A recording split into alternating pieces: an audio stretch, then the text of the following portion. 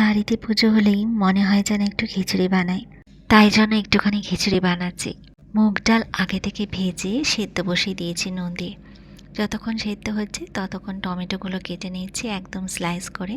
এখানে আলু ফুলকপি সেদ্ধ বসিয়ে দিয়েছি।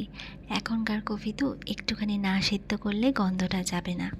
ডালের সাথে কিন্তু চালটাও দিয়ে দিয়েছি, সাথে মটরশুঁটি আর আলু ফুলকপি সব একসাথে সেদ্ধ করতে বসিয়ে দিয়েছি। খিচুড়িতে কিন্তু অনেকটা জল লাগে।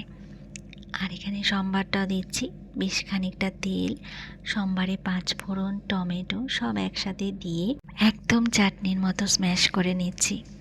তারপর যখন টমেটোটা গলে যাবে খিচুড়ির উপর দিয়ে ঢেলে দিতে হবে, ব্যাস।